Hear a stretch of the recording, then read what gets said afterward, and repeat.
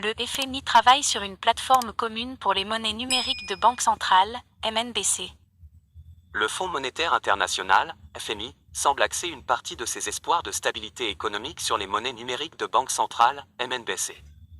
Preuve en est faite une nouvelle fois, avec la création d'une plateforme internationale dédiée, qui permettrait de fluidifier les échanges entre les différentes économies. Zoom sur cet ambitieux projet.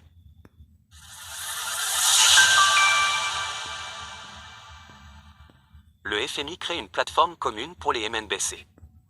La directrice du Fonds monétaire international, Kristalina Georgieva, a fait cette annonce à l'occasion d'une visite de préparation des assemblées annuelles du groupe de la Banque mondiale et du FMI. Elle a expliqué que la plateforme proposée permettra de rassembler ce qui ne sont pour l'instant que des initiatives séparées. On rappelle que l'immense majorité des économies majeures travaillent actuellement à des monnaies numériques de banque centrale, dont beaucoup reposent sur la blockchain. En ce sens, l'initiative du FMI vise donc à englober ces MNBC. Les MNBC ne devraient pas être des propositions nationales fragmentées. Pour avoir des transactions plus efficientes et plus justes, nous avons besoin de systèmes qui connectent les pays entre eux. Nous avons besoin d'interopérabilité. Et cela passera bien sûr par de la régulation. Le FMI souhaite en effet que les banques centrales concernées trouvent un accord en ce qui concerne un cadre réglementaire à suivre.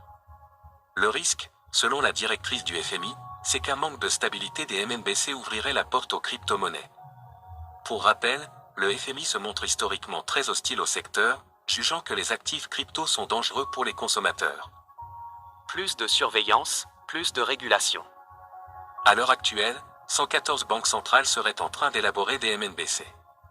L'enjeu pour le FMI est donc non seulement de rassembler les projets, mais aussi d'avoir une vision, et donc une surveillance globale. Pour l'institution financière, les MNBC permettront des transferts internationaux moins onéreux et promouvront l'inclusion financière. Mais elles pourraient aussi servir à surveiller leurs utilisateurs. En octobre dernier, le directeur adjoint du FMI, Boli, évoquait ainsi cette possibilité pour le moins dystopique. Avec les MNBC, on peut contrôler précisément ce que peuvent et ne peuvent pas détenir les gens. Mais on peut aussi programmer les usages de l'argent, par exemple le restreindre à des achats de nourriture.